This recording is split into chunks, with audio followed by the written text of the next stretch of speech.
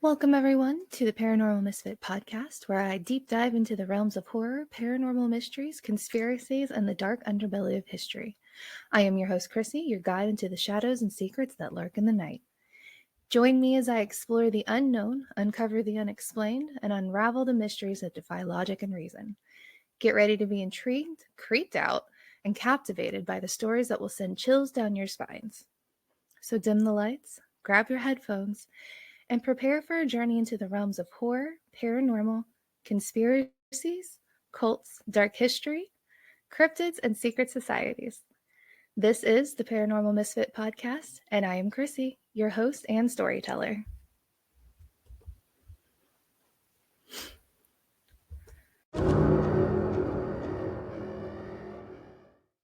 Welcome to the D.E.A.D podcast. I'm your host, Desi, and on this podcast, I discuss all things spooky and weird, from ghosts, demons, religion, to folklore, urban legends, true crime, and all things paranormal, with some horror movie reviews sprinkled in. So join me on this spooky ride. I have widescreen so I can see everybody. Okay, cool. All right, so hello, everyone. Tonight's episode is a doozy, and it's going to be fun because we have not just one set of guests, we have two sets of guests, and I'm very excited because I have been working with Belle for like a few months now, trying to like figure out how to get them on here. We've been trying. So we have the Paranormal Lovers. If you have listened to them on Spotify or Apple Playlist, they're here, and I'm so excited because they did quite a few episodes on aliens, extraterrestrials, alien abductions, and what a perfect way for them to help me co-host than to greet and interview Leslie and Stephen Shaw, who have actually written a book on aliens and their theories. So if you could, Leslie and Stephen, go over yourselves and then your book a little bit. Sure. Our book's called Who They Are and What They're Up To by Leslie and Stephen Shaw. And we are both UFO witnesses, and Stephen's family have been victims of the abduction phenomenon.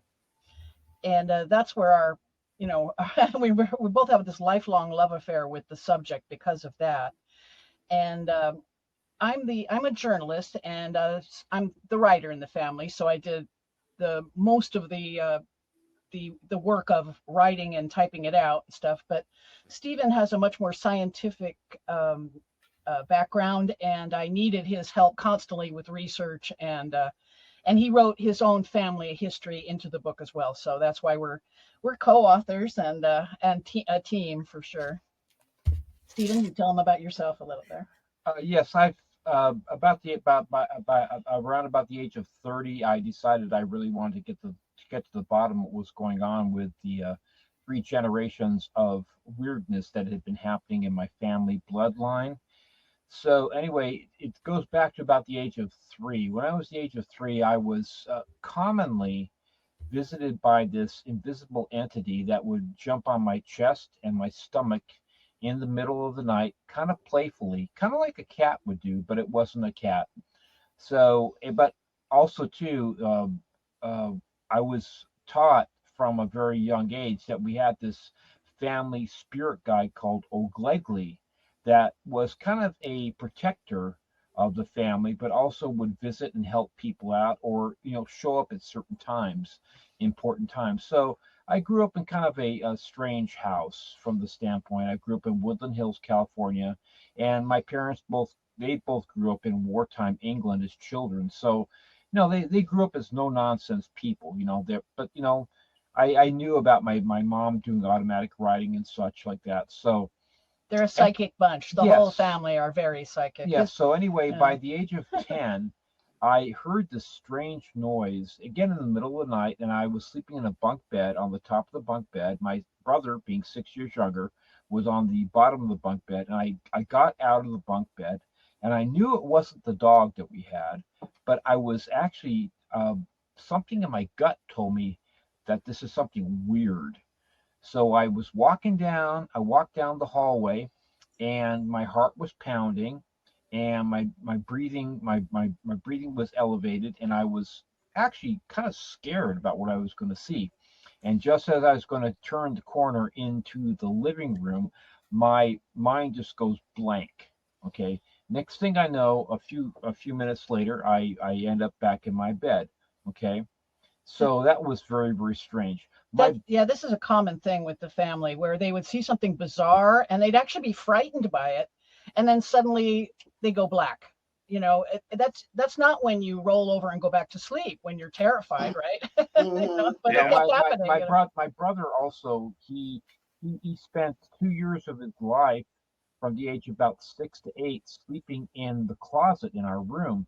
And I asked folks, why are you sleeping in the closet? Well, I'm afraid of the little men that come in the middle of the night. And I kind of understood him because I had a vague memory of seeing the same thing when I was about his age. They look like almost like garden gnomes, but shimmery, maybe about a foot tall. There'd be 4 or 5 of them, and they would be walking into the room. My brother, he was actually really frightened by these. So, but again, I took this just with a grain of salt. My parents, it was just something that we just knew in the family, and it's something that you do not tell your friends at school. They think either you're living in a haunted house, or they think that you're lying, or they think that you're half nuts. Okay, so this is something we kept between our family, but we knew because people had seen this spirit guide called Oglegli, which I thought was basically, I didn't think of it as being an alien at the time, but as it turns out with our research, Oglegli really is. We think is Philip one time saw Is a a gray protector. alien in his room before blacking out. In 1982. And this is the first time a family member actually saw clearly what was going on, what was happening When with he them. was 16 years of age. And this shimmery thing Steve talks about, a lot of the family has, when their memories are tampered with, they seem to see everything shimmery. I think it's a sign of memory tampering, and that they do to their abductees. And my brother saw this. It was like three nights in a row that weirdness happened to him. This is the house that my father and I and my brother are all building 350 miles away in the woods in Sonora, California. So it wasn't like there was like a haunting happening in one house. In fact, these things have basically followed me. They follow the family all follow over, me yeah. to 6 different houses. And the original stuff that I know about my great grandparents came from Germany. They were the Newmans, and they were practicing automatic writing and spiritualism. And then my mom was born in England, and she learned that stuff from her mother. And then they moved over in 1956 to California. But this phenomenon for me has followed me to at least 6 different houses so far. Yeah. Did you have any questions, you guys? Do you guys have any? Lots, maybe. I don't think we do quite yet. I do find it fascinating, though, that a lot of the specifics about your experiences, they really do align with a lot of the other accounts that we've heard, especially with the last two that we did with I like to call it the Tale of Two Bettys. We did the Hills and Betty Andreasen. And a lot of their things kind of lined up as well. And it's very fascinating to hear that there's a lot of things that are common across all accounts of abductions. We recently heard that Betty's sister and her niece, Betty's sister's daughter, were also abductees. And that aligns with our research, where it's frequently, it's in families, the whole family. Yes. Mm-hmm. Like when we first started researching it, I thought, oh, it's probably just the alien. Like the theories were that it was just the aliens are curious about us. They just want some samples. No big deal. It's just scientific curiosity. Yeah, research and development. Yeah. But that they would take a cross section of humanity, but that is not what we found is happening. It's they find a particular strain of DNA that they like, that meets their criteria for. It's targeted. And then they'll take that person again and again and again and again and again through their lives, and then they'll start taking their kids and their grandkids. So it spreads into the family conically, on a chart. Yeah. it just grows exponentially outward as the family grows in size. And they seem to be targeting. It's mostly Caucasians primarily. But we're looking at data in the U.S. That we've heard that recently that it's possibly not as high a Caucasian phenomenon as we thought. But in the U.S., it's like a 94% of abductees are Caucasian, and frequently green-eyed. Green eyes are kind of rare. It's a recessive trait, a recessive mutation in human beings, but it makes up a disproportionately large number of abductees. Oh, and they also, no. Yeah, look out. And our daughter has green eyes. I'm like, oh, no. Yeah, and Rh negative seems to be also to Right. Disproportionately high. About 4 in 10 are Rh roughly. negative, and we only make up, I happen to be that one, we make up only, I think, 9% of the population, or something like 1 in 9 people have Rh negative, Yeah. I believe. Yeah. And so, again, that's a disproportionate thing. So they like Rh negative blood, they like green eyes, and they particularly take a lot of Basque people. It seems like the Basque race is targeted for abduction a lot. And they happen to be more high Rh negative in the Basque race than in any other race. The highest proportion of Rh negative of any race on the planet. Right. And so we know of. We started realizing that they're not taking samples, they're harvesting a product. And I made an analogy in the book, like it's like a farmer's cow. He puts his cow out into the field to eat grass and make milk, and then he abducts the cow into the barn and removes the milk, and then puts the cow back out to make more milk in the field. And the farmer also protects his prize cow from predators, say.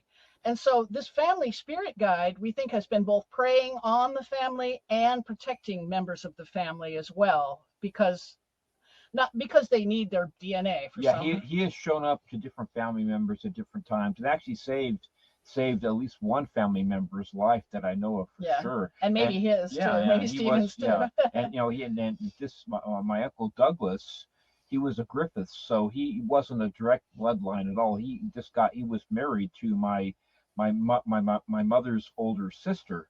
So I'm a Shaw, and so Doug Griffiths married Marie. And when Doug was stationed in Ceylon, which is now Sri Lanka, just after World War II, he was an RAF pilot, and he was awakened again in the middle of the night by this tall figure that said, Douglas, you have to get out right now because you're going to be attacked by these rebels. Yeah. You know, you're either going to get killed, either you're going to get shot, or you're going to get stabbed with a machete. And he somehow knew intuitively that this was Old Glegley. This was the family spirit guide. Because this family spirit guide just disappeared. Disappeared right in front of him. He didn't say no. He said okay. So he got out, and sure enough, about a minute or two later, rebels came in and killed a number of the guys. You know, some with machetes and some with guns. But he told me this story on a couple different occasions, and my Uncle Doug was not a guy that had flights of fancy. He was a very sanguine, very lucid individual, and he told me this stuff, and it was very private stuff. And my Aunt Marie, she definitely backed him up because she knew about this stuff. Her mother had seen Old Glegley. My mom had seen Old Glegley. Different people had seen Old Glegley. In fact, I think I saw Old Glegley once when I was 18, which we have in the book, which was a very unusual, to put it mildly, unusual occurrence. If you want to hear about it. Yeah. That was the one where there was actually some physical. There was physical evidence afterwards. Physical evidence, exactly. They tend to come in clusters, these events. Philip had like 3 in a row, and then the third night was when he saw the gray alien. The tall gray, yeah. And then Stephen had 5 incidents happen in 1 week. It was my dad, my sister, and then also my mom and my brother. That happened in January of 1979 when I was still 18. It started the first night where my dad came in the morning. We were cabinet makers, so we worked together and lived in the house. And he said, Stephen, my closet doors opened and closed on me last night. I said, okay, Dad. I just thought he was joking. Or no big deal. Or no big deal, right? The wind, yeah. So the next night, I just had given my dad this book by Paramahansa Yogananda on metaphysical meditations to read. Just because I was into that, I was studying Tai Chi and I'm teaching Tai Chi and whatever. So I was really into that kind of stuff. So about half an hour later, after I gave him this book, 9:30 at night, again, it's dark, he came into my room and said, he had this perplexed look on his face. And he said, Stephen, I'm hearing a silver bell. I said, okay, Dad. So I went into the living room, and sure enough, there was the sound of a silver bell being rung inside the wall by the fireplace. And it was inside the wall, not inside the fireplace. So we got my sister. She heard the same thing. We banged on the wall, looked up the chimney, couldn't find anything. It was just there for about 10 or 15 minutes. And then simultaneously, a bell rings at the other house where his mother is. Yes, we found that out the next day. Because my brother was going to school up in Sonora, and my mom was living at the house that we're building in. So we would call every morning, right? And my mom, Irene, she said, I heard this bell and I picked up the phone last night. Philip says the phone didn't ring, but I picked up the phone and there was this voice, a male voice on the other end saying, I am the invisible on Beachy, or something like that. We still don't know what the heck that we still don't know what that was all about. But it was happening at the exact same time that we were having this silver bell being rung at the house, 350 miles away. Now, the next night, I was awakened by this whizzing sound in my room. I go, whoosh, whoosh, whoosh. And I just thought first it was like, I was hearing things or like a bug or something like that. So I just didn't pay much attention to it. So I rolled over on my left side, tried to go back to sleep. And then my bed was pushed twice from the base of the bed, kind of gentle push, like somebody just pushing it, right? And thinking maybe it's like an earthquake. I live in Southern California. So anyway, so I try to ignore it, and then it gets pushed again, a little stronger. And then the third time, a lot stronger. And then by this time, I'm getting upset and worried. And then I get 3 taps on my right shoulder, just like somebody has an index finger going tap, tap, tap. And at this point, I want to confront whatever it is, because is it my dad playing a trick on me, or what is going on? So I rolled over and said, what? And I could tell there was something there, but I couldn't see anything. But I could tell something was there. And then I blacked out. Okay, so the next night, I did not want to sleep in that room. Okay, I said, okay, no, I'm not sleeping in that room. So I slept in the living room on the couch in my work clothes. And I woke about 5:30 in the morning.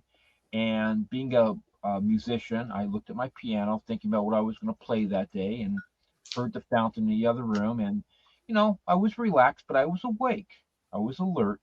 And from behind me, from the front door, this tall blue-white entity, skinny, tall blue-white entity, about 6 to 7 feet tall maybe, came walking, floating towards me in about 1.5 to 2 seconds, filling the whole room with intense blue-white light. It stopped by my right side, and immediately the whole right side of my body became paralyzed.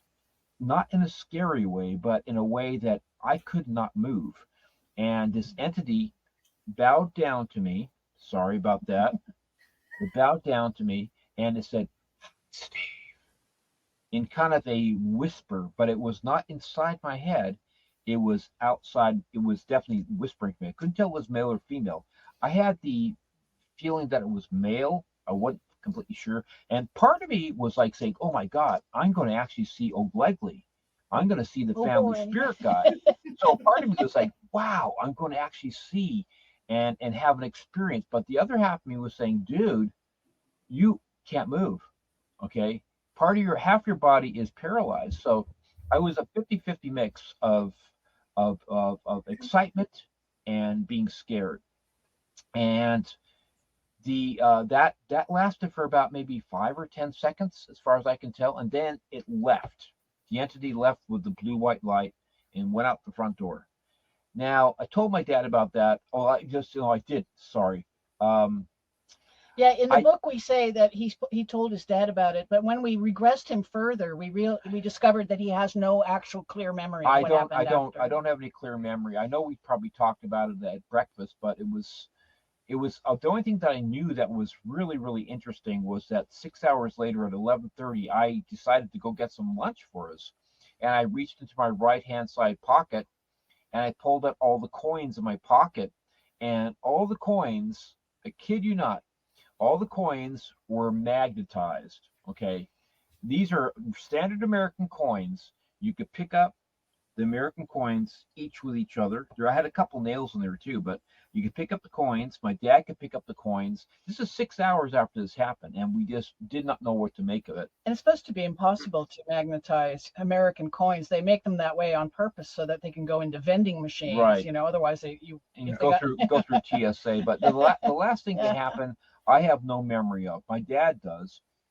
The last thing that happened was he was awakened in the middle of the night, and his bedroom was facing my bedroom, but there's a hallway in between, and he was awakened by seeing this intense blue-white light outside of my bedroom door, kind of flooding out of his room. And my dad was getting pretty miffed about all this stuff. Said, I want to find out what's going on. So he started to get out of bed, and this voice inside his head this time said, Jeffrey, just go back to sleep. Everything's fine. Nothing to worry about. Just go back to sleep. And I have absolutely no memory of that. I have no memory of that, what happened at that time. I mean, I could have been taken. I have no idea. I'm pretty sure he was. but definitely, I've had interaction. I mean, for a fact, I've had interaction and physical evidence too of it. And then, we have a lot of the family's different experiences, too many to talk about here. I put them on these series we put on Instagram at leslie.shaw.author. If people want to dive into more of the family's experiences are there. And then, he had all this stuff he was telling me during the first part of our marriage. I'd listened to a lot of these strange stories, and he'd seen already 3 UFOs by 2004. And I had still seen nothing. And I know I'm a dutiful wife. I believed what he was telling me, but you can only believe it like 95% until you really see it yourself. And then sure enough, 2005, my first and the most important UFO, I've seen 2, but this one was we were driving home. I was driving and saw it through the windshield in front of us, a bright white light in the sky, and I thought maybe it's a plane flying into Palm Springs. But then staring at it, I realized it doesn't have any of the other extra lights, the running lights that planes have. Yeah, it was from Joshua Tree to Yucca Valley. Yeah, so it's just big white light in the sky that just hovered there, and it got brighter and brighter and brighter, and then suddenly it at supersonic speed, full speed, it shot away over the northern horizon and was gone in less than a second. It had to have been less than even a half second, more like a quarter of a second. Yeah, it was very, very fast. If I had to describe the speed, I would have guessed something like 20,000 miles an hour. And it went at that speed instantaneously, not like ramping up to that speed slowly. Sure.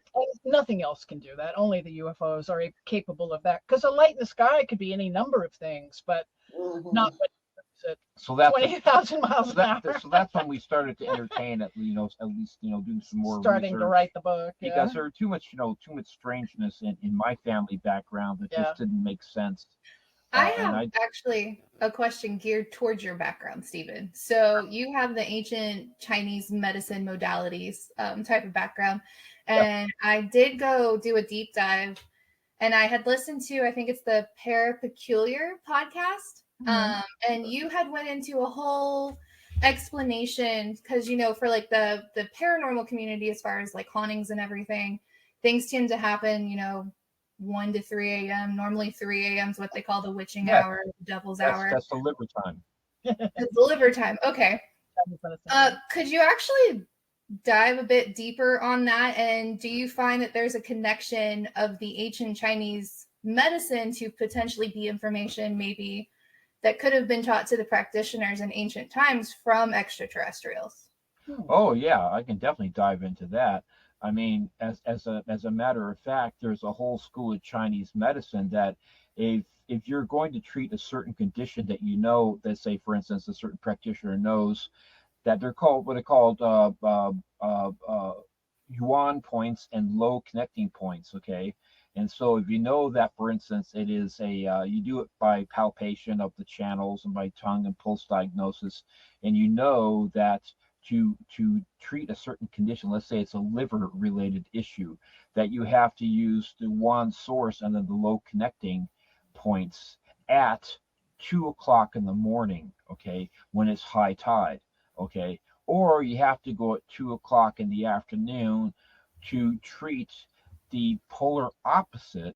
From a Wang Di, and he might have been an alien, actually, remember? Oh, Huang Di, yeah, Huang Di came down, the Yellow Emperor came down in this fiery dragon type chariot that was breathing fire. That sounds a lot like, a spaceship, a spaceship, a rocket, right? And was able to see all the meridians and basically set up the beginning of Chinese medicine. He could actually see through into the person's body and see the acupuncture channels and the points.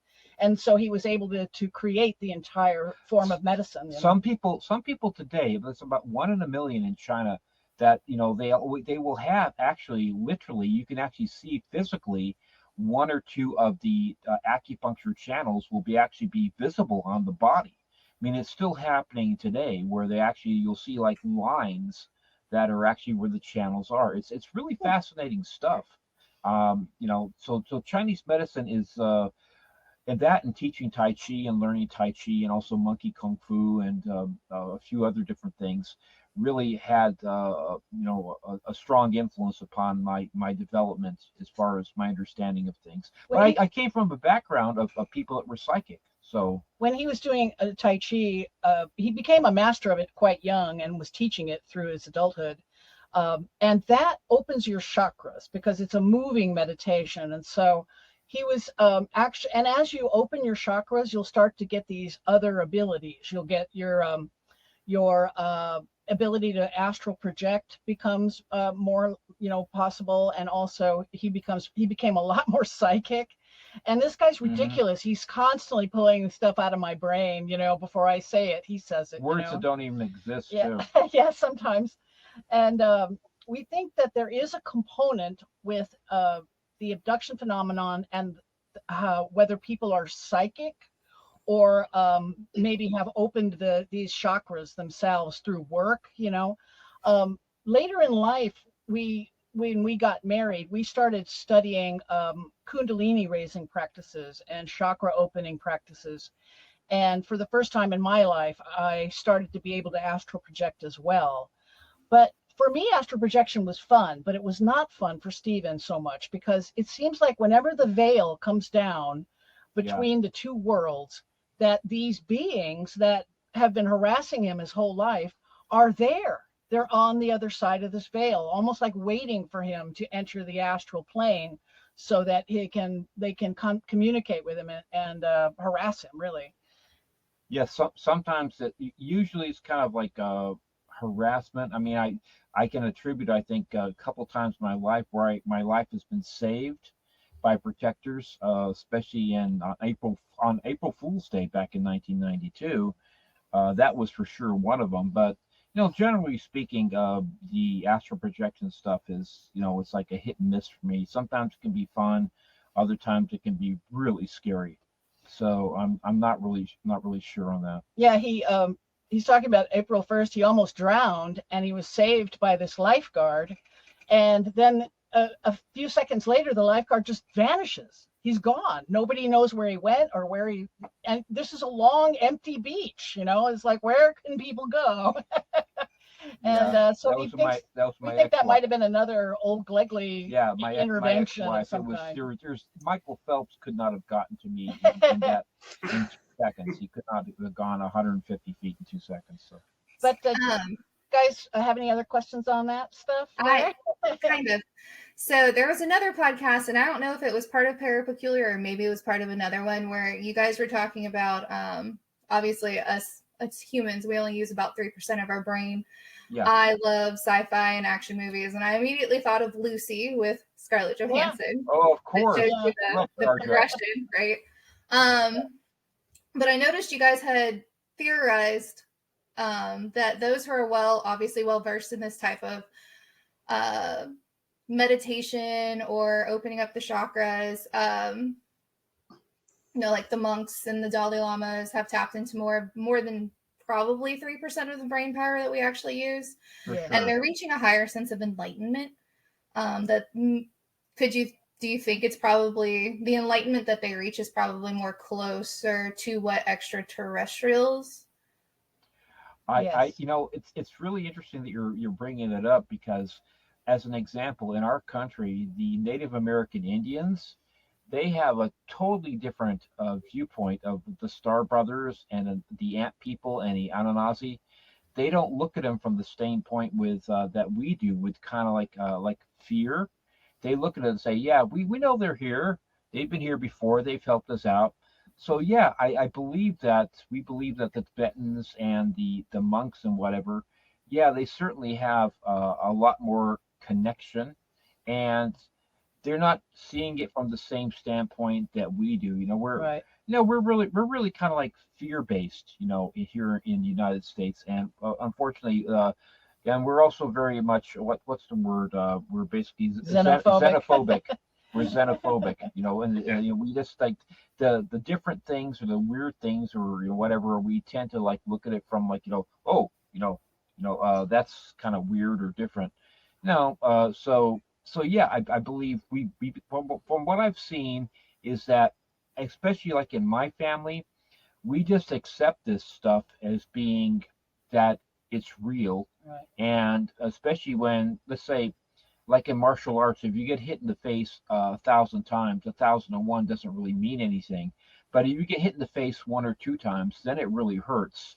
So it gets normalized. So for me, like it became normal, it became normal. Okay, like oh, the spirit guide is here again. I can't tell you how many times in my life I've heard, as I'm getting to sleep, I've heard like right behind his head, three knocks right behind my head on the wall. Like I said, just as he's entering this nice sleepy astral, or a door being slammed, or a plate glass window being broken, or a loud voice, or sometimes a nice musical instrument, whatever. But it's like people that have the ability like I do or whatever, because I've been a musician my whole life, which I think that also helps you too with this kind of stuff. It's like, you end up you have the ability to like tune into more than one channel. We're on channel like 97.1 right now because we're at 40 brainwave cycles per second, because we're in the beta state. But you get into the alpha state, the theta state, the delta state. That allows you to be able to tune into different channels. Now, and as simple as that. I'm like you, Chrissy. I'm like a research person more than I just love researching. So I began researching the phenomenon and looking at an enormous pile of data that we sifted through for about 10 years. And we started realizing that the premise that these beings come here from distant star systems was just not adding up, because they've been here for thousands of years. My background is also in, I minored in college in ancient art history. And so we've been seeing evidence of their existence and their tampering with humanity for thousands of years. And we know that they're seen 10,000 times a year worldwide. Most people don't realize it's quite that high, but it's even higher than that. That's how many are reported per year. And we think reporting is at about 10%. So they're really being seen 100,000 times a year, every year, going back hundreds of years at least, if not thousands of years. Have you not jibing with them coming from distant star systems, Have you guys looked into? They call it the UFO cult, but they're not really a cult whenever you actually look at them. So I'm a big Josh Gates fan. I love Expedition X and all of his other shows and stuff. Yeah. And there is an episode he does where he goes to Thailand. He sends his crew to Thailand, and there's actually a group, Kalukal, I think is how you say it. And they go in Thailand, there's a small group. And back in 2011, they had what they do is they meditated on the side of a mountain. And what they're meditating for is they put themselves in a deep meditation and they receive messages from extraterrestrials. And in 2011, one of the members got a message about it's either the tsunami or it was a really big earthquake that really shook Japan to its core. And they were like, well, how did you do that? You know, they started to investigate them and they're like, oh, well, we sit on the mountainside, we go into a deep meditation and, you know, they give us messages essentially. Have you guys looked into that group? Yeah, that's very possible that is happening. Edgar Casey, for instance, was in contact with what looks to be a gray alien named, what was his name? Paul Jal or something like some three-letter word that I can't remember right now. But yes, we think, like I said, they're here with us. Mm-hmm. We think they live here with us, and they're in telepathic communication with us frequently. And we think that's further evidence that their brains are very similar to ours, because I don't think they could be in telepathic communication with us if they weren't similar to our brains. Yeah, the human brain, we on a couple of different podcasts, I went into talking about how, for instance, let's say when a person thinks of a tree, you don't automatically think of how to spell tree, T-R-E-E, right? You visualize a tree. There's thousands of different languages on the planet to start with, right? But what you first think about, you see a picture, all right? And so the original languages on the planet were developed as pictographic, basically a representational type of stuff. You know, you want to represent a tree or a man walking, like in Chinese, pictographic, ideographic. The Sumerians language. Too. They show a man walking with a leg forward. That's the picture that shows a man. So it's understood that's a man. So basically, like the English language is like 2 or 3 generations further more advanced than a pictographic language. It takes a lot more development of the mind to understand that this means this. So also too, when you see things like were built in Egypt, whatever, the pyramids, you cannot build something like the pyramids without having to have a blueprint. You have to understand language. You have to be able to talk. You have to be able to draw stuff. You have to be able to have a plan. You have to have architects and engineers. All this stuff cannot be built by cultures that just have bronze tools or copper tools that don't have the ability to have language. That was a problem that I had with my early art history education. It kept not making any sense, you know, that there's no way. They're attributing the Great Pyramid complex at Giza to these copper wielding tool makers, and they're not even bronze tools makers, and they're supposedly able to cut rose quartz. Rose quartz is a 7 on the Mohs scale. You can take a copper tool and hit a piece of rose quartz all day, and it'll just Plus you have to have a flatten plan. the tool. You have to have a plan. You have to have a reason plan. Speaking about languages, one thing that me and Ian both noticed with our Tale of Two Bettys, there was a book in both of those stories. And I was going to ask you, Stephen, in your experience, or I'm sorry, that's not your name. Yeah, Stephen. In your experience or in the experience of anybody in your family, was there ever any reference to a blue book? Do you know anything about a blue book? You mean Project Blue Book? No. When Betty Hill was abducted, they tried to give her a blue book, but there started like a fight on the ship and they couldn't have it. When Andreasen was abducted, she was actually given a blue book with their language in it to go over for about 10 days, and then it disappeared. No, the whole thing as far as like the alien stuff is basically from Leslie and myself. Yeah, we don't have. He never got a blue book. I did talk to my parents on a few different times. I actually tried to. I said, you guys aren't telling me something, right? I just started to believe at a certain point that this whole O'Glegley thing was a lot more than I was, than I was being told. And But unfortunately, Stephen, we've tried to, with hypnotic regression, we've tried to break through, in his case, into these blackout periods to find out, exactly what was happening to him in these blackout periods.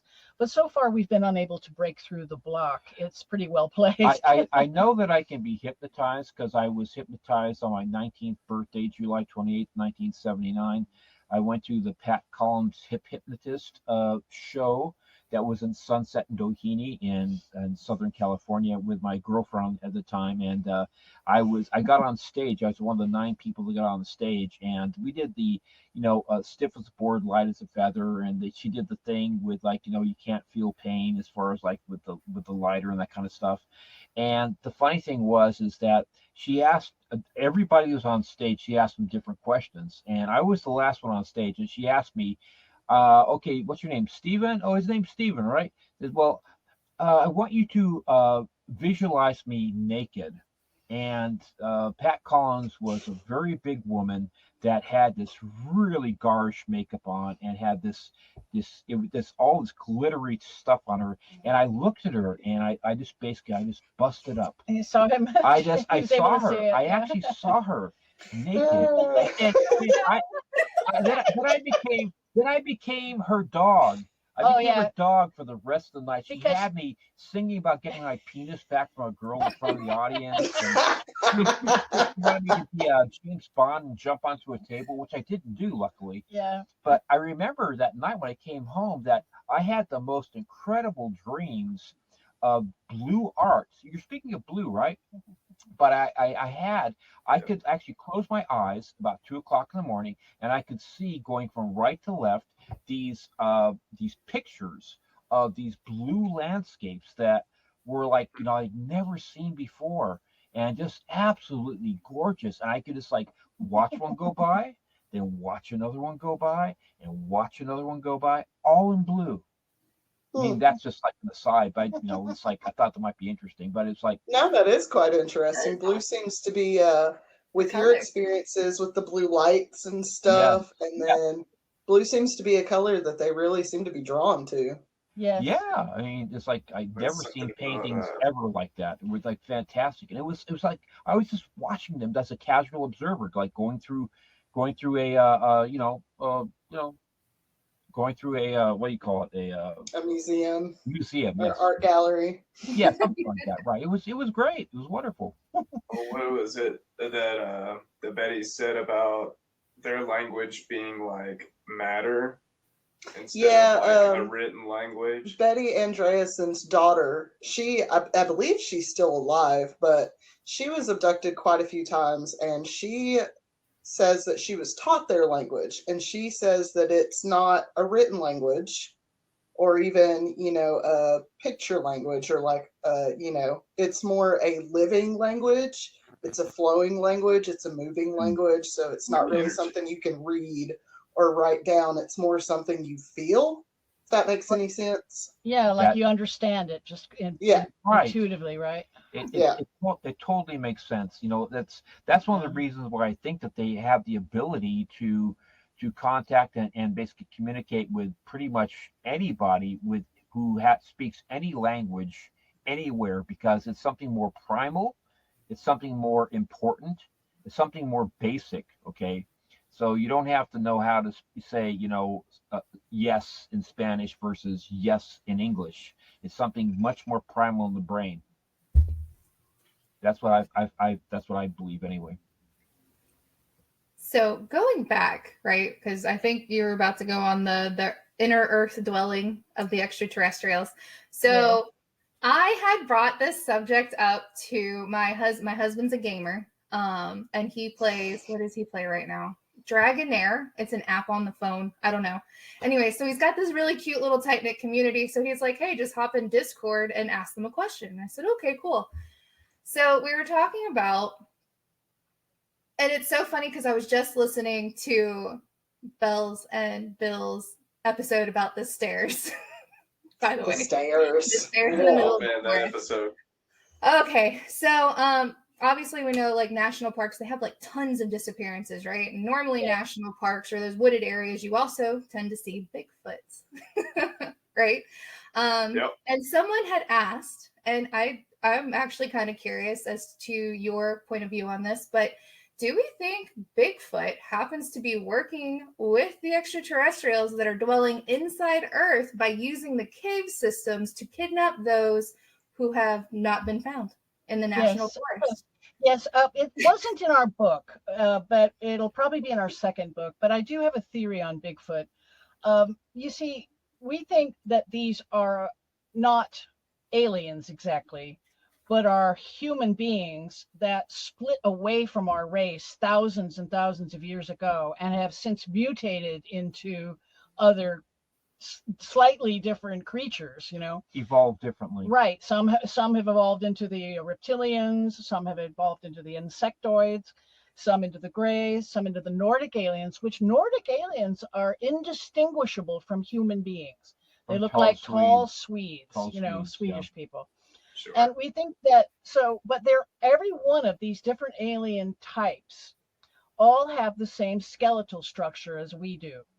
I've been in communication with a guy who's having sex with an insectoid queen, and she's been taking him for a long time, and she recently introduced him to their offspring. They have this bizarre breeding program with human beings where they're making these hybrid alien races.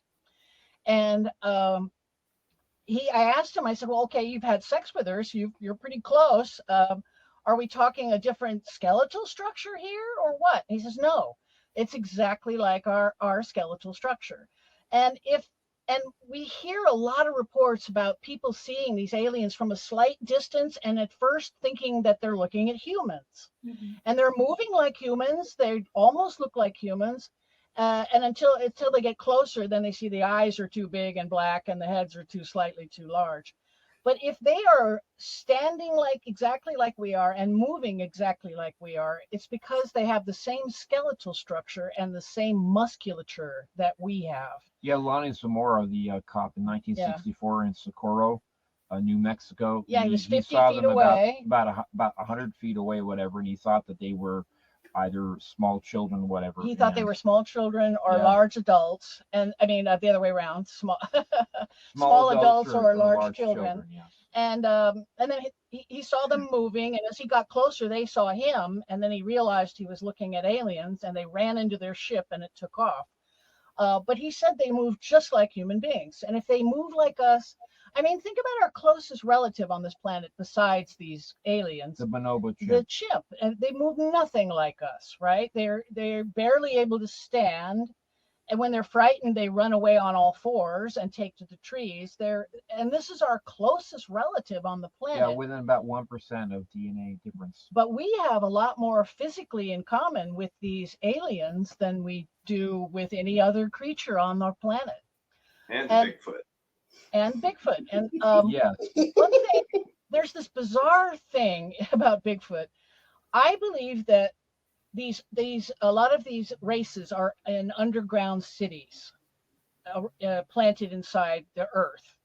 And we believe that they separated from us on purpose because of a comet strike that happened 13,000 years ago that almost wiped us out. All of us surface people, we got chucked back into the Stone Age, where all of the people that took refuge deep underground and took their technology with them, they are 13,000 years technologically speaking ahead of us because they didn't lose their technology, right? Whereas we had to start over on the surface. Just like the billionaires are doing all their building of their super houses underground right now. Yeah. They're all planning ahead of time. They figure, okay, the next disaster. They're already doing it. They're already spending multiple billions of dollars building these superstructures underground. It's happening right now.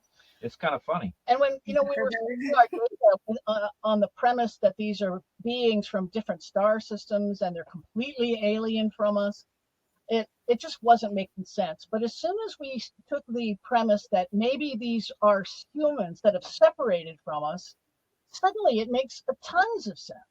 That's why they are seen 10,000 times or reported 10,000 times a year, seen 100,000 times a year. Why they're so terrified of our nukes, our nuclear weapons. That's a big tell. A distant star system creature, why would they give a rat's ass if we blew ourselves up or not, But they live here and are worried about their own asses.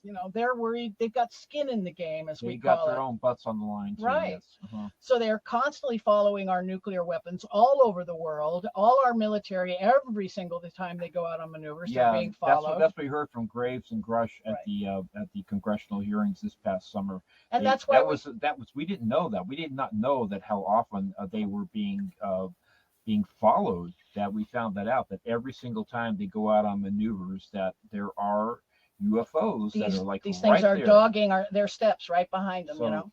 And then suddenly it makes sense why they're seen for thousands of years. They've lived here for thousands of years. They share the planet with us. That's why they're seen thousands of years. You hear hoofbeats, look for horses, not zebras.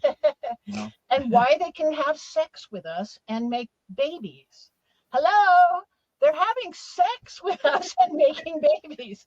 They're not, I thought, well, if they're trying to do this hybrid thing, I started researching it and I thought, well, maybe they're using genetic modification and in vitro fertilization and stuff. But no, they're having sex and getting pregnant. The fun way, yeah. And if you're having sex and getting pregnant, it has to be a very close cousin to you. It cannot be a completely different species, right? And and people are wondering, well, what do they want? And we think that our government discovered these creatures living under our feet in the 40s, and there is a theory that Eisenhower met with them. We have some evidence for it in the 50s. And made kind of a treaty with them that they would keep their secret. They would let us have some of their technology in exchange for keeping their secret and not interfering with their bizarre breeding program that they're doing with us. Not that we could have interfered with it anyway, but we we made the deal. And we think that they've been, of course, stonewalling us for 80 years, lying to us about it. And when Luis Elizondo released those videos, the famous ones, Go Fast, Gimbal, 2017, and the Tic Tac videos, these are military videos, and we know since they're going out on maneuvers and they're being followed all the time, we know there's miles of this kind of footage they're still not sharing with us, right? They're still attacking whistleblowers. We were hoping for a new age of discovery, but we're not getting it so far. No, they kind of actually retracted themselves about a month and a half ago. There was this supposed report that came out of the Pentagon where they're saying that it was from the Arrow group, which took over from ATIP, and they're basically saying that, oh, we have no evidence at all that there's extraterrestrials, which is kind of funny you're saying that because we call them intraterrestrials. Yeah, so in a sense, they're not lying. They're not really extraterrestrials. They're not really extraterrestrials. They're really interterrestrials. So it's except we think they do have bases on Mars and the Moon and other parts of our solar system. Maybe on Phobos. So in that way, yes, they're extraterrestrials if they're coming here from Mars, but mostly we think they live here amongst us. And that's why we can also be telepathic with each other too. Yeah. I think it's because we have very similar brains. Sure. Okay. Is this clicking? Is this going grok? It makes sense. It definitely does make sense. Yeah, we think so. Yeah, we try and look at it from a what's the most obvious thing, I myself being a former doctor of acupuncture, it's like the KISS method, keep it simple, stupid, but also to what's most likely? Is it is it a horse or is it a zebra? If you're in Kenya, which I've actually been to, you hear hoofbeats. It might be a gazelle, it might be a zebra, it might not be a horse. But here in the United States, it's probably a horse. Yeah, I mean, it could be a zebra, but it's not likely, is it? But likely it's not. It's like this. And we think they used to play gods. They used to play gods to us, like the whole pantheon of Egypt. We think were these beings, and Rome and Greece, and Greece, and and they can't get away with that anymore. So we think now they're pretending to be space aliens, from far, far away, and that this is all. It's a little bit smoke and mirrors. They don't want us. They want us looking under our feet. They want us looking up instead of down. Yeah. So yeah, Sure. They want to misdirect us. That's really what it is, from what we can see. And we think that. Did you guys hear about the Operation High Jump with Admiral Byrd's Armada? No. 1947, February 26th. We think it was Admiral Byrd that finally was the one that told us about cued us into the fact that these creatures were there. Our cousins. Yeah. Admiral Byrd was an explorer and an adventurer and an admiral, a Navy admiral. And he had he won the Medal of Honor. He was a hero, a national hero. This man of unimpeachable character, right? And in the 30s, before the war, Hitler was showing this bizarre interest in Antarctica. He devoted enormous resources to the continent, sending ships and engineers and mining equipment and personnel. And there were some rumors floating around that they had found an underground paradise, supposedly, in Antarctica. So after the war is over, I believe our government knew or suspected that there was a Nazi base under the ice in Antarctica. And they sent Admiral Byrd in charge of an armada to destroy this base called Operation High Jump. But when they got to Antarctica, it was a 6-month mission. When they got to Antarctica, they were actually attacked by flying saucers.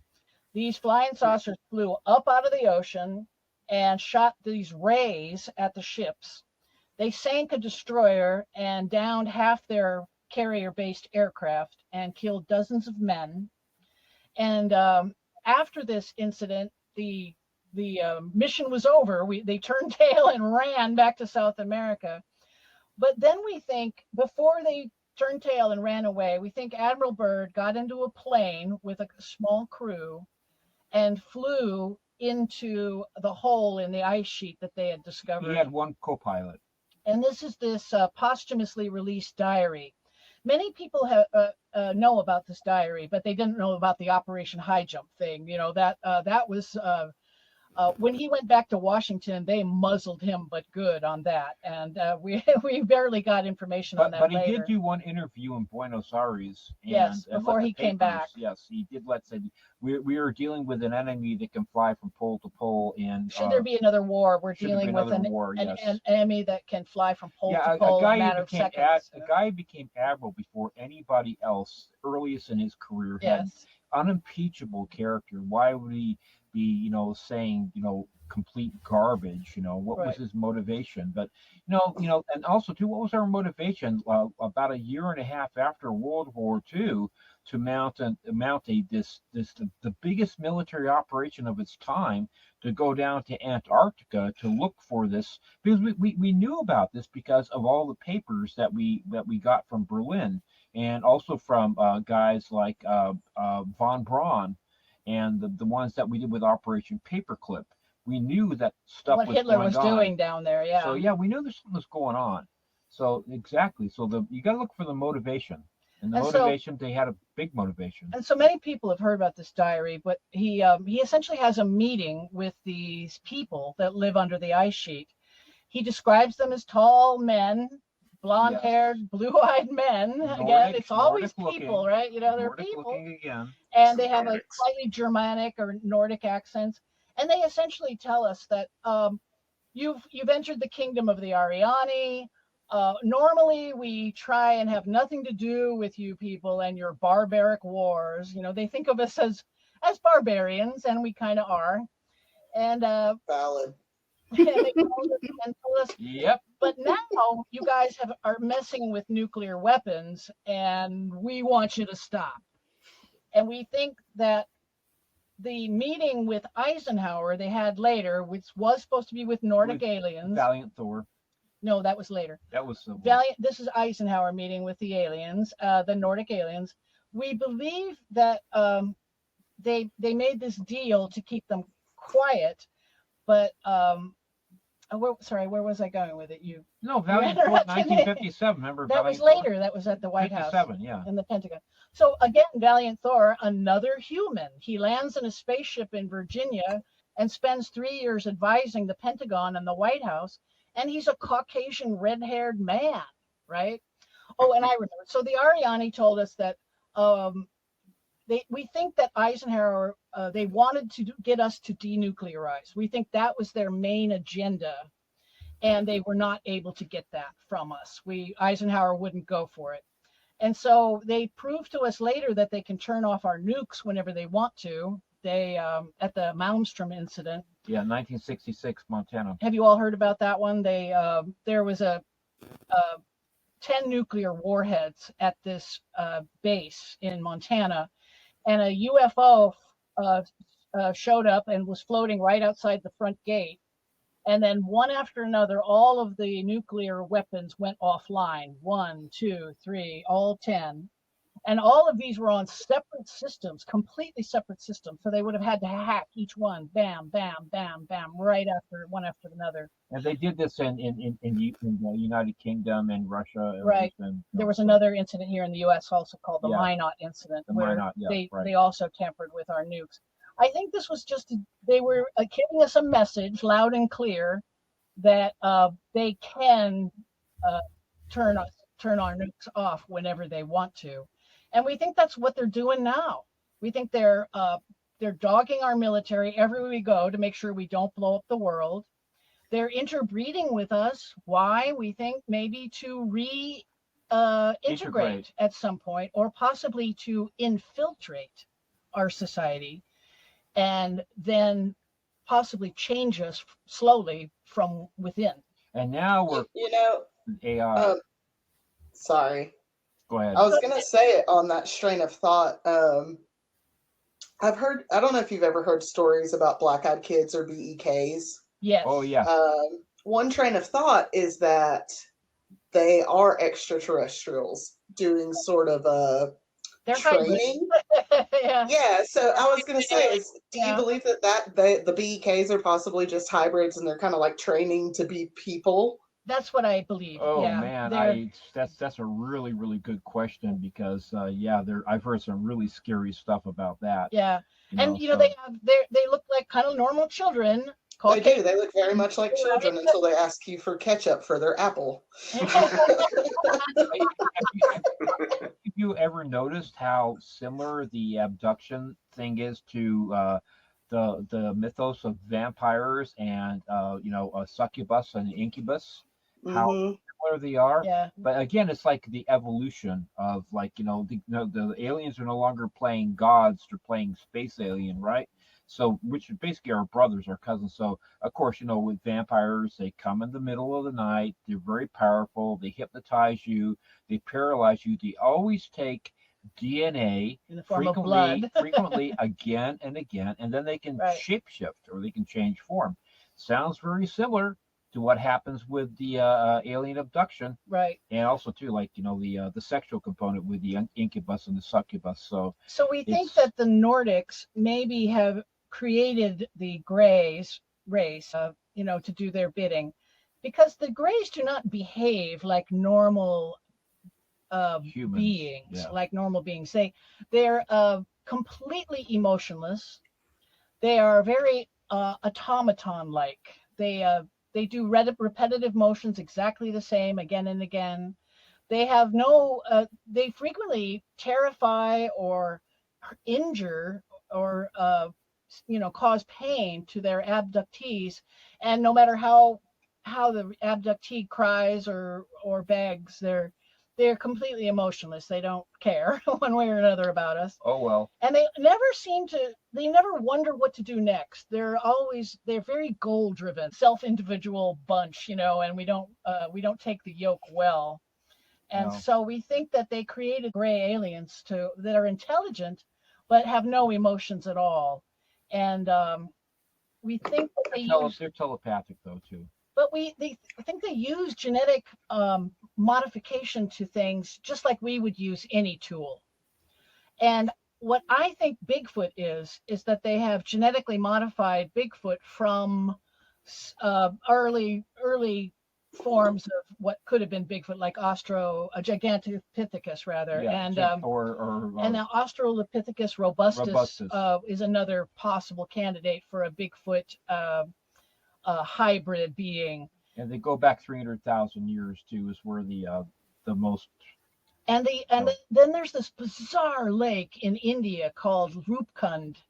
It's on the border of India and Nepal, way up in the Himalayas, up like 14,000 feet above the tree line. This lake, somebody discovered that this lake is filled with skeletons, human skeletons, and a lot of them have their heads bashed in, like with a club or something. And people thought, well, maybe there was a war and there was a big field of dead bodies, and they just threw them in the lake. Yeah. But then they start DNA testing these skeletons, and no, they span like 1,000 years, and all different races they're Gaelic. So, some of the British explorers, and and this race and that race, just people that may have wandered up into those mountains and were murdered and thrown into the lake, and not just murdered, but murdered, right? I think the Yeti, in this case, the Bigfoot of the Himalayas, I think they're using them as sentries to protect the entrances to their underground bases.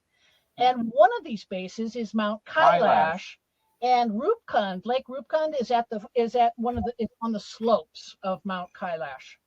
So it's right where you might have an entrance to your underground world. And we think that they're using these Yetis as guard dogs, so to speak. And if you also look at the possibility that Lemuria, as everyone knows, was a continent in the Pacific that sank under the waves when our water levels rose.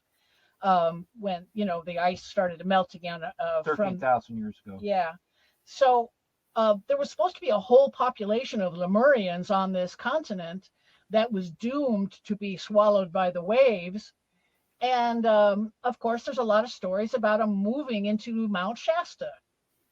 And Mount Shasta is a perfect, volcanoes are a perfect place to make a safe haven for meteor strike or comet strike, because the throat of a volcano goes all the way down to the magma, 20, 30, 40 miles, almost sometimes. through the crust, all the way through the crust. And branching off from that throat are all these enormous lava tubes, huge caverns already pre-made. So if you want to move an entire population underground fast, an extinct volcano is the perfect place, right? And of course, Shasta's famous for UFO. I was flying in and out of the mountain all the time, and Bigfoot lives all around us. There's Bigfoot sightings all around there. Yeah, the Modoc Indians are famous for saying, we see this stuff all the time. So we think they're using Bigfoots as as sentries, and that's why they disappear. They're going back down underground. That's why we never find settlements of them or even camps of them, right? But they just go back inside. They're Bigfoot, Lemurian Bigfoot wrangler. He's probably keeping tabs on the 10 Bigfoots he sends out every night to monitor the area, the region around. And then when they're done monitoring, back inside the mountain. Now you must think we're really nuts. Yeah, I know. I mean, I personally was believing that Bigfoot was an interdimensional being that could portal. So, I mean, this makes a lot more sense, honestly. They're just going back in a hole in the ground. Yeah, exactly. They're not like, they're not like living outside. It's a lot more cozy inside. You got geothermal. You got more bells and whistles. It's like, and the Lemurians anyway. are great cooks. I hear they're terrific. Yeah, they're good. They're 5-star chefs. I heard so. No, and there are a lot of things that you pointed out that, I mean, they do that. It's kind of like put things together for me, like people living under the earth. Take Atlanteans instead of them wilderness. Drowning. They're just living in cities under the earth. Right. Reports of seeing UFOs going in and out of the water. How many times have I said they live under the water? Wow. There's a base under the water. They're going in and out of the water to get to their home. They live down there. Let's quit looking up there. Look down there. Right. Nobody ever listens. I think the volcanoes, they go way down, right? And they can follow these lava tubes out. And possibly a lot of them go under the ocean levels. And so that they're launching from inside the mountain, but they go down their ramp and then up out of the ocean or up out of the lakes or mountains or mesas. We hear constantly reports about them coming up instead of, they're not coming down. Yeah. Nobody's saying, oh yeah, from distant stars, it came all the way down. Well, that's not true. Some people say and probably some of you probably watched the movie with the Matt Damon, the Martian, when he was like on Mars, okay? And he had to figure out how to build to grow potatoes, that kind of stuff. So he took rocket fuel and he basically changed the rocket fuel into water so that he could, grow the, and then he used the human, waste to build as fertilizer. Bacteria, yeah. So the thing is, we're playing around now with this whole idea of going to the moon. Right now it's between China and the United States. Who's going to get control of the South Pole? Because we know that there's water there. They discovered water on the moon. Discover water, and there's also a lot of what's called H3 on the moon too. H3 is an extremely strong source of power. Okay, so pretty much if you look at new territory, and fuel. They have tons of things like tungsten and titanium and all these different heavy metals that are on the surface of the moon. So right now we're looking at, okay, you can take water and make it into rocket fuel. You can make rocket fuel out of water. So it's like this thing. It's like, if the aliens are definitely living, let's say, on the Earth, they are definitely more advanced than we are. They can take water and basically make it into fuel or whatever they need to do. Sure. Because they're that much more advanced. In fact, we're playing around with CRISPR technology right now. We're playing around with curing blindness, bringing back the mammoth, bringing back the dodo bird, and we're just like in the beginning stages. Imagine what we would do as human beings, even with 50 more years now. I mean, where would we be in 50 more years? It takes human beings 13,000 years to go from the caves to the moon. That's how long it took us to essentially recreate our technology that we had lost. And one of the reasons I like our theory best, one of the things I like best about it, is that it doesn't require theoretical science to be true. It doesn't require faster than light travel. It doesn't require wormholes, or it doesn't require interdimensional travel. Although there's an argument as to whether they're able to pass through dimensions and portals and stuff. Yeah, they're able to do that. And maybe that's true. I think it's kind of a mistake to try and understand their technology. I always feel like a gorilla poking at a cell phone or something like that, because it doesn't really, we can't understand it. It's beyond us. We're not there yet, we can't, it's an order of magnitude above our technology, but not a million years ahead of us, right? Doesn't it seem like it's about 13,000 years more advanced than us or so? When they were first being seen by biblical people who were taken up into the sky, to see the earth from above, Enoch, right? Enoch and some of the other saints, prophets from the Bible. They always describe the chariot coming down in a fiery chariot coming out of the sky. Yeah. So we think thousands of years ago they were using just good old-fashioned rocketry to get around, you know. Now we know that they use some kind of nuclear power in their ships, because people who get too close, or quantum energy or whatever. Yeah, sometimes the people who get too close to the UFOs, they'll actually get radiation burns on their skin. Yeah. And you know, UFOs are usually described as silent, except when they're really close, people hear a humming that's more felt than heard. And if you're feeling that, you're too close. Get away. Run away. Turn and run, you know. Because we don't recommend the abduction experience. A lot of people are like, take me, I want to go, I want to see an alien. That's me, I want to go. That's that guy right there. He wants to go so bad. I was there too.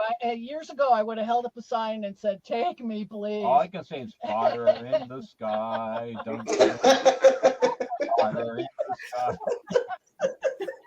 But, you know, now I've heard, okay, they cause searing pain. They don't care. They terrify you. They usually put you back. So what was the point of getting to go on the ship in the first place? And then, you know, we think sometimes they don't put them back. We think a lot of our missing people are taken and not put back, right? Yeah, or they put them in a different spot. Right, obviously they make mistakes like we make mistakes, so things don't always go 100%, you know. Things aren't always 100%, you know, so there's maybe 5% where they screw up, you know, so. Makes me wonder if it's a mistake or if somebody's just like, I wonder what'll happen if we take this person here and just go bloop.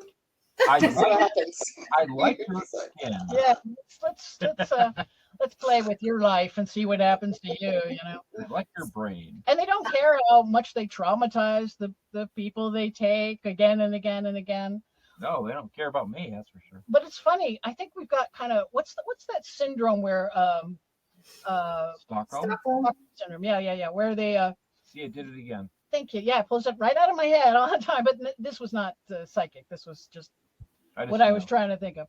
But anyway, so that's where they get the where some of the abductees that I talk to, they don't think of themselves as being victimized.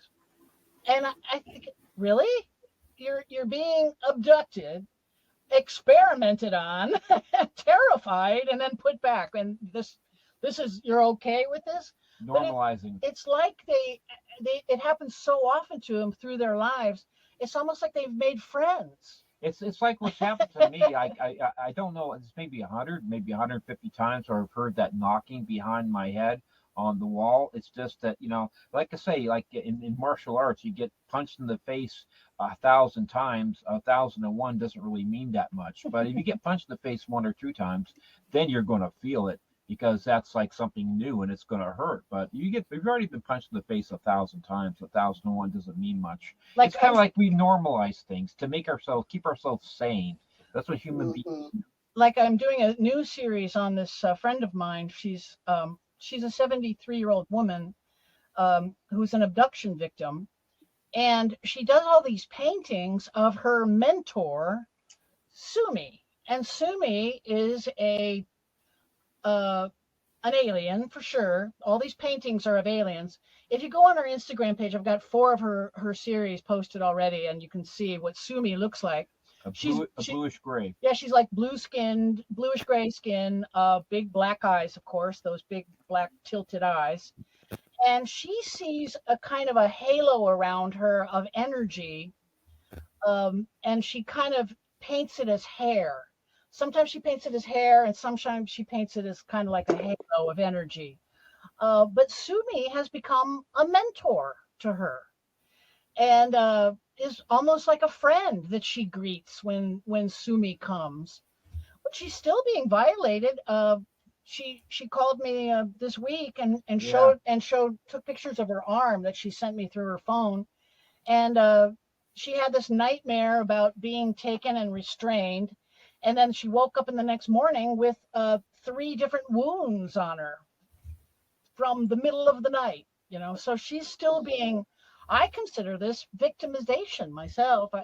If somebody was doing this to me, I would consider myself being definitely put upon. It's and very odd, to say the least. yeah. Yes. I mean, if a human breaks into your house every night for, your life, and they assault you and take chunks out of your body and put needles in your body, they're going to go to jail. Yeah, right. Like, it's not okay. We're breaking several laws there. Exactly. It's like, just because you try and erase our memory doesn't mean the trauma isn't still embedded in our DNA. Like, right. No, it's almost like that everybody should install Ring cameras, in their house and outside their house, just like so that we can keep track, like on some of these paranormal shows, just to kind of see what is actually going on. I think the reason we don't catch them on camera is that we think they have not just consciousness dampening fields, but also electromagnetic dampening fields of some kind. And I think that's one of the reasons I think it's maybe the Bigfoot are involved with them, because when people can get Bigfoot photos from distances, but not up close. Why? It's because suddenly the camera doesn't work. Suddenly it doesn't work anymore. Unless you're using an old school Bolex, which doesn't use digital. Right.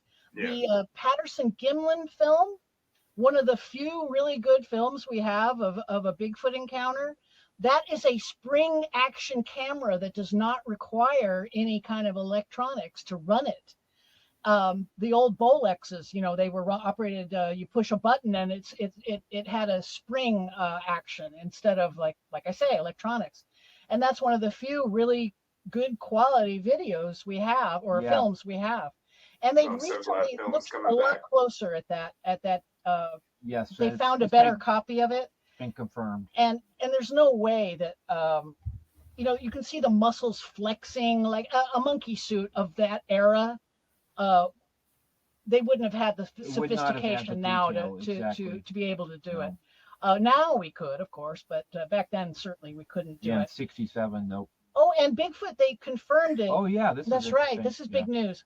We went to the Contact in the Desert last year in June, and I went to a Bigfoot lecture, and apparently there's a scientist in America here who has isolated the Bigfoot genome, the DNA of Bigfoot, through called environmental archaeology, where they take water samples and test it for DNA and find out what's peeing in it.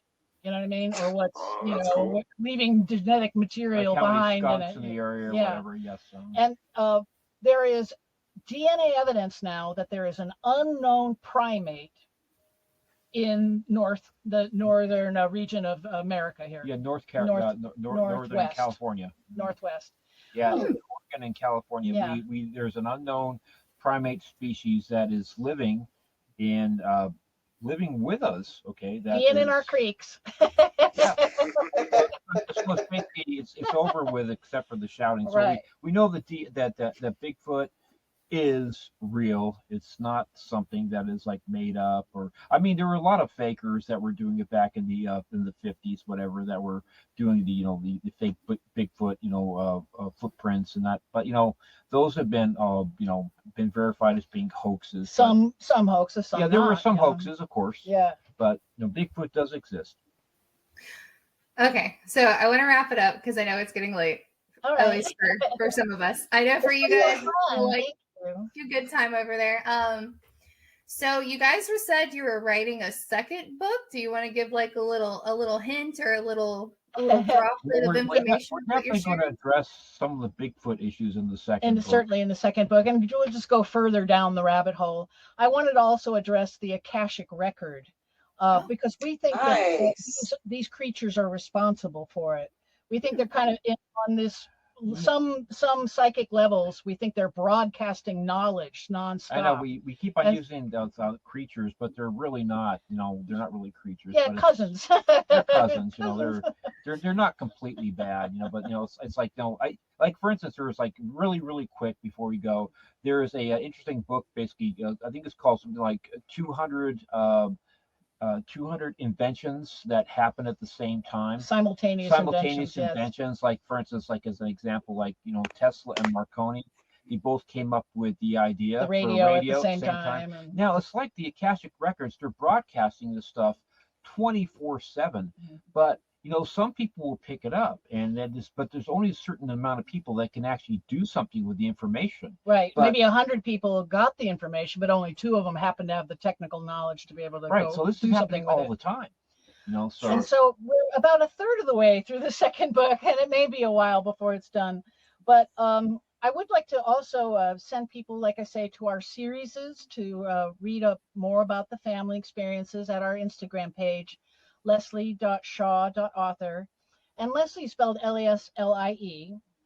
And we also have a website, whotheyarebook.com, where we have excerpts and some blogs and links to any nice podcast people that send us the links for that we do. Yeah. And the book again is Who They Are and What They're Up To, and it's available on Amazon and Ingram. Amazon primarily. Yes. Yeah, shameless plug. No, shameless. And Belle, did you guys want to share where everyone can find you guys and how to contact you? Our podcast, The Paranormal Lovers, we are on all major podcasting platforms as well as YouTube, and you can also follow us on Instagram. If anybody wants to support the podcast, you can find us at patreon.com/theparanormallovers, where we have our true crime podcast, The Deadly Lovers, which thank you so much, Chrissy, for your support. Our first Patreon. It's amazing. So I hope you're enjoying it. I am. Awesome. So obviously I've had a great time. This was really thought-provoking. I'm not going to lie. Like, a lot of different theories that I can get behind, a lot of different things I didn't think about. For sure. I'm excited to see how you guys take the rabbit hole of Bigfoot and extraterrestrials. That's going to be fun. For sure. I'm waiting on that one. I'll have to set an alarm for when that's released. Right. Other than that, I really appreciate I appreciate everyone coming on. I had such a great conversation with everyone, and I hope you all have a good night. So